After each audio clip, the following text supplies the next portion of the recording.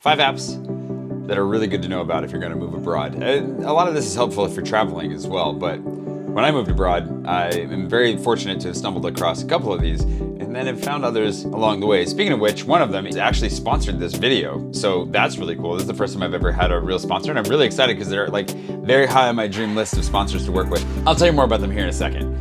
And you might also be wondering why this video is so long if it's only about 5 apps. And that's because I'm also going to be tucking in a little bit of traveling vlog footage from the trip that Patron and I just did to Mont Saint-Michel, which, you know, is what sponsor money can go towards. Thanks to Wise for sponsoring this. And thanks of course to my patron producer of the day, Krieg, and to all my patrons for making this all possible. And for those of you that have been curious about what my dad brought me for Christmas and what my sister sent, we'll stick around to the end of the video and I'll open all these presents as well. But first, Wise. The first app in question is an app that is near and dear to my heart and I've been using for years, and that is Wise. Formerly known as TransferWise, they transfer money. It's phenomenal. And they also have online accounts now. It's great. So basically, just to give you an idea, back in the day, if my dad wanted to send me a little bit of Christmas money along the way, hint, hint, maybe, you never know, he would have to use PayPal or another app or do a money transfer, and all of that was really expensive, and my dad sends it from his account to my account, which then I have to send from that account to my French account, which causes fees probably at multiple steps along the way. The conversion rate is always terrible, and then I have to wait, like, it takes multiple days at every step, including getting it into my French bank account, which is its own nightmare in its own way. In the end, it takes like a week. You lose like $5 or $10, and for what? Where TransferWise is just bing, bang, boom, boop, bop, beep. It's just straight across the board from him to me, done, and it's amazing how fast it works. I got my dad on TransferWise. Yeah.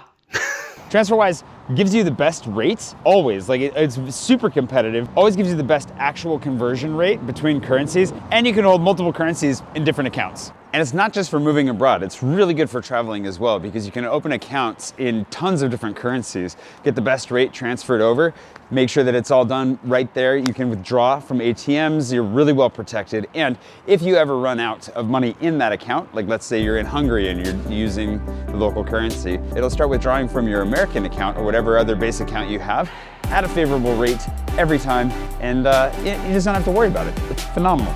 I love Wise, I'm a huge fan, and I'm really grateful that they're sponsoring this video. Thank you so much to them. It's like a dream. There's a link below in the description. Give them a try, check them out if you've never used them before. If you're planning on traveling or moving abroad, it works really well.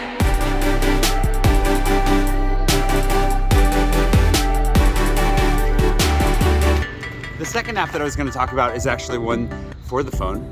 The phone on your phone, and that's Google Voice.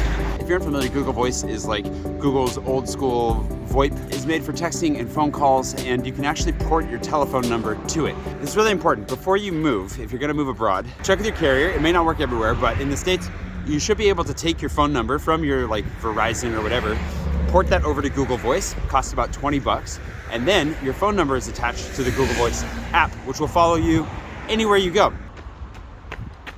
The reason that this is important and helpful is that you never know when your bank or some American-centric organization is going to want to text you to verify your identity, and they want and only accept American phone numbers.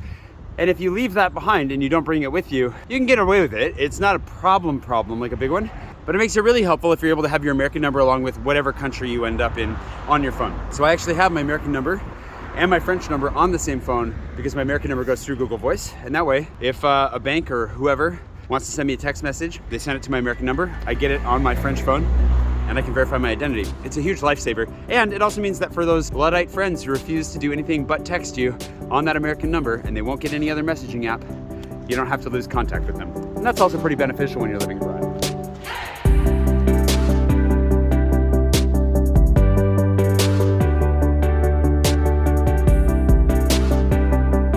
One of the other ones is Mapster, which is a phenomenal app for figuring out where interesting things are in town if you follow other people's maps, like my map, or you can save your own and create your own map and share it with people. It's pretty great, and then it'll give you directions in Google Maps and Maps, or City Mapper is one of the ones I was going to tell you about. That's a bonus one, City Mapper. It's really good for finding your way around town, especially if you use the Metro or anything else. But Mel's Shop here, for example, is one that I'll put on my Mapster, which is only available for my patrons at the Wanderer level or above, I believe. If you want to figure out how to get here, you'll still have to make your own reservation ahead of time online, but at least you'll know it's in my map, and then you can get directions nice and easy. It's a good one.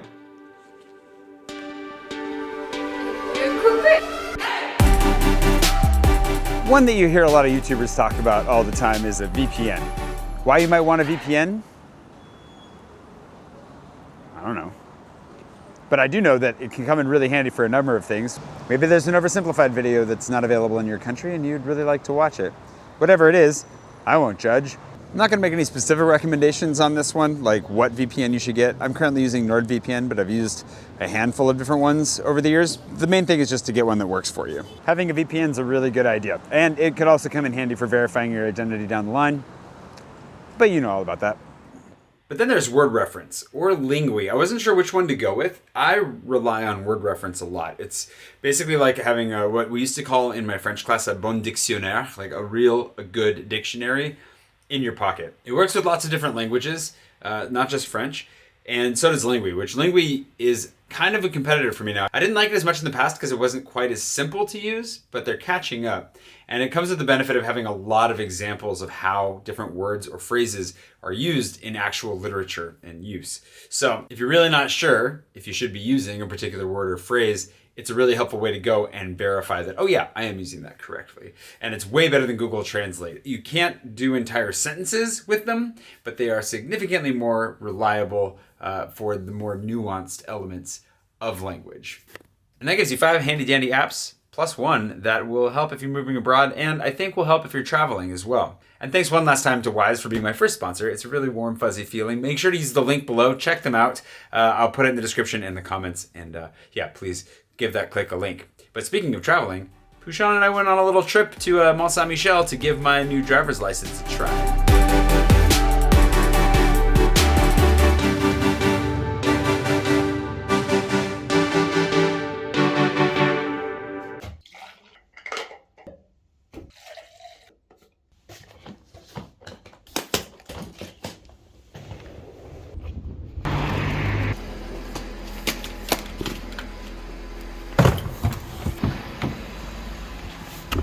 Ready to go? Ready to go. We're on our way to Mont Saint-Michel. If you don't know what that is, this is what that is.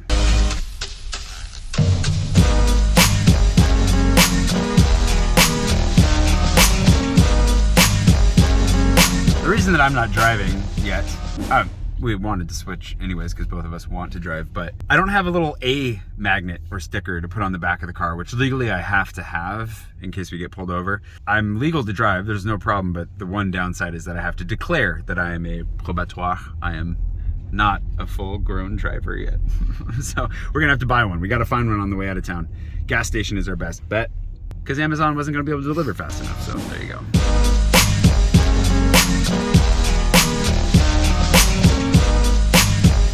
Not gonna lie, it feels really good to be in a car.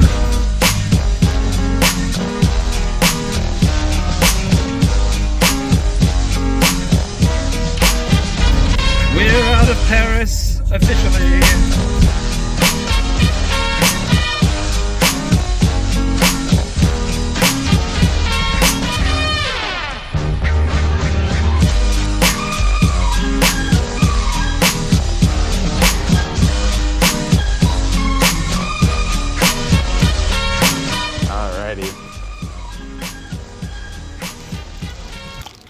I'm ready to be legal. Electrostatic.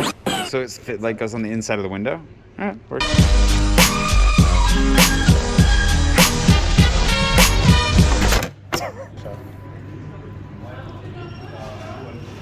You know, truck stop pizza.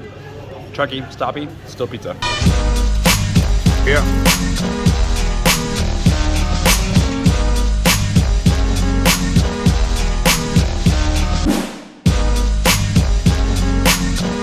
Ta-da! I'm legal, baby. Let's drive.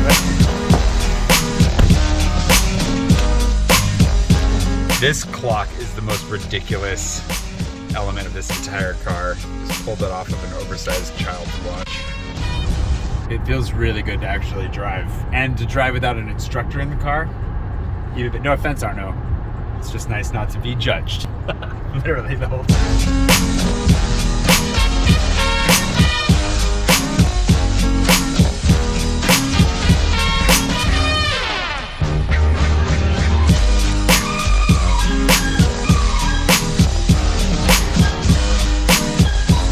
trying to get to Mont Saint-Michel before the sun sets, and then we keep running into things like this that refuse to let us. Why? Anyways, when you're ready, I'm going to turn the car around. Yep, Are you ready? All right, let's get out of here. Oh, dag nabbit. No, c'est très gentil. Merci, bonne journée. We stopped to buy some cider and turned out that we have to park somewhere near here. So she was nice enough to say we could park at her store. You have to take a bus. I can see the bus going right now. So in order to actually get to Mont Saint-Michel, they don't allow cars there anymore. We have to go get a free bus. And then that bus, which you can see right there, that bus will take us, hopefully we get there before the light fades. Based on the number of cars in the parking lot, I think we might have this place all to ourselves. This is gonna be great. Although we're running against the clock right now because it's 6:45. There. Down. When it goes down, then we run out of light, and oh yeah, it's a ways away. Yeah, 10x. Oh, 3x, and then 10x. Ooh. Bus is waiting just for us. Watch him pull away right as we get there. Oh, there are people on the bus.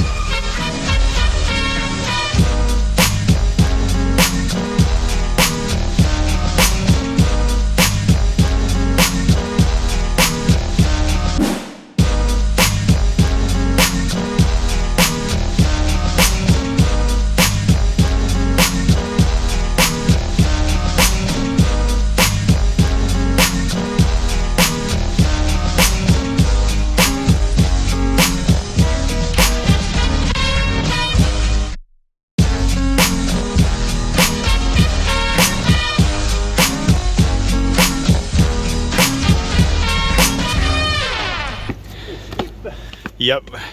You said you wanted to get your steps in. I'll take it back. I'll go home.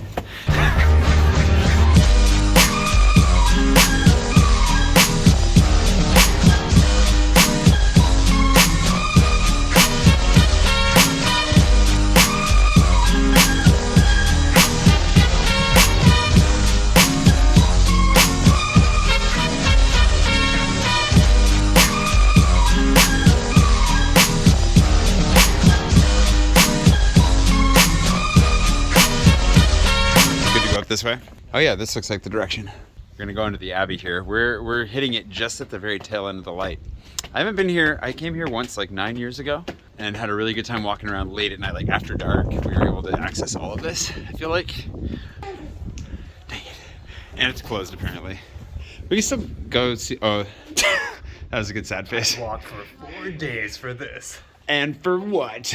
Close. Go drink some cider. I guess we'll go have some cider. It's really cool to, oh man, it stinks we can't go in. I think they're letting the last people out. Yeah. Bad luck. On the sign it said it was open until 6 and it's 5:15 now. This place, pretty quiet, it's pretty empty. I tried going in because the sign said that it was open until 6. It's 5:15 right now. And unfortunately, suffering from a little bit of desire to quit early today, I think. So no luck for us going into the Abbey tonight, which is weird because I remember it being open. I guess it's probably just a staffing thing. I remember it being open super late the last time I was here. You could just go up late at night kind of a thing, and probably just trying to maintain a little bit of peace and quiet. So anyways, still beautiful, still well worth it. Just look at the sunset. It's amazing. And absolutely well worth a visit, but we'll have to do it when it's warmer and light outside later and we're allowed to go inside. First impressions, you've never been here before, huh? No, it's nice. It's impressive. I thought there would be way more stuff happening inside here, but I guess COVID, lack of tourists. Yeah, it's really quiet. So, end of the day. And you were saying you thought there'd be like a village in here? Yeah, or monks getting drunk on their... Oh, that's what I was hoping for. Yeah, where's the Monk Drunk Fest?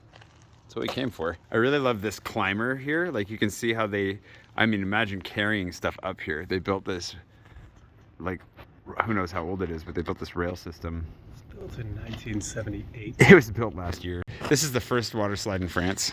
Very, very rough experience. Yeah. Been really wanting to come out here because I wanted to pick a spot that was really hard to get to for the video I'm making about getting my French driver's license. So I'm finally able and legal to drive in France again, which is great. Obviously has had some complications. So anyways, I wanted to pick a spot that was, you know, photogenic, idyllic, but also really hard to get to without a car. Which this place you can get to by like train and then bus, but it's kind of complicated. And then when you're here, you're very dependent on just a few buses. And so it's worth it. It's worth coming out anyways. And hopefully, you know, as things ramp back up over time, this place will be a little bit more energetic. we can come back out and do a full exploration of it. I also didn't realize how dead it would be out here. And I'm very surprised that everything is closing down so early. So there are a couple little like canteens and gift shops and stuff down below that are still open. So those are gonna stay, who knows, but they're empty. This restaurant is completely empty and it has like 2 floors at least. There's just nobody here. Most everybody's given up and going home.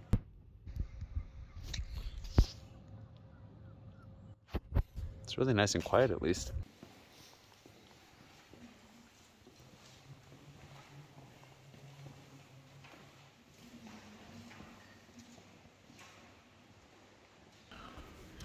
I don't remember seeing that church last time. That was super cool. It was really interesting. It was really small. It's kind of felt old and intimate. And of course, everywhere you go in France, it seems like there has to be a pirate candy shop. The danger of small towns, of course, is that everything closes around like 7 o'clock, including the grocery stores. So we want to make sure we buy some snacks just in case. And, you know, also get a little bit of local culture. I mean, look at their Christmas trees. We don't even have Christmas trees yet in Paris. Who has the biggest Christmas tree?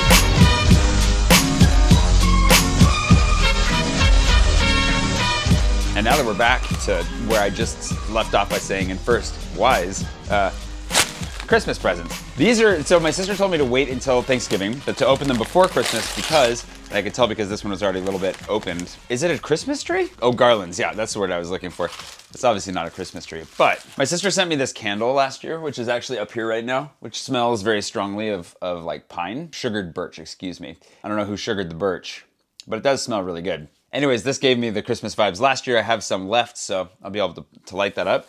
But once I figure out how to untangle all of this, you know, I'll have some Christmassy decoration. Hold on. Oh, you can hang it? Doesn't it feel more Christmassy already?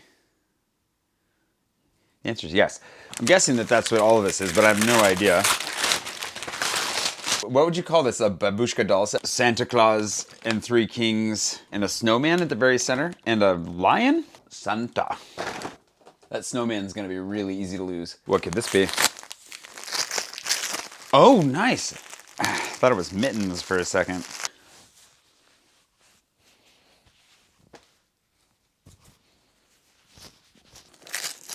It's like a ball garland. I'm gonna have to figure out how to hang all these things up. Gonna get demonetized. And this guy is last but not least in a sleep mask box. I was gonna say it's so weird. Little Santas. I really like these. Look, they're like little gnomey Santa dwarvy guys. Okay, these are amazing. I don't really have room in my apartment for a Christmas tree, but just these guys alone are making me want to have a Christmas tree. Who would have thought? Thank you, Karin, Kevin, and Dad, and to the boys and to everybody who sent all of these delightful treats. My dad also gave me a Polar, like a heart rate monitor. This guy, there's a strap that's drawing from my last run, but you strap this guy to your chest, keeps track of your heart rate, which is phenomenal for working out and actually knowing how many calories I'm burning when I'm working out in the gym, which is crazy. I think I mentioned this in my last video, I'm not sure, but I've been in the gym for 3 months now, over 3 months, which has been great. I feel so good and so grateful that I've been getting in about 3 times a week for the most part, and definitely seeing a difference. It's crazy. Like, I'm the lowest weight that I've been in my adult life, and I've got a ways to go still, and yeah, even on the weeks where I don't see the pounds, like the numbers go down, I definitely feel and see the difference. So there'll be more on that in the future, I'm sure. But in the meantime, thank you to my family for sending me what makes for a much more festive celebration this holiday season. And I hope you enjoyed the video. I hope those apps were helpful. I hope that the trip to Mont Saint-Michel looked like fun. And obviously this is going up early for patrons over on Patreon. They're getting these videos about 2 days in advance all the time. So if you want to get a preview, if you'd love to see your name thrown up here in the credits, and if you just love to support my channel, that's one of the best and most effective ways to do it. They have literally changed my life, changed the channel, changed the trajectory of everything, except my ability to enunciate very well. Anyways, see you next week.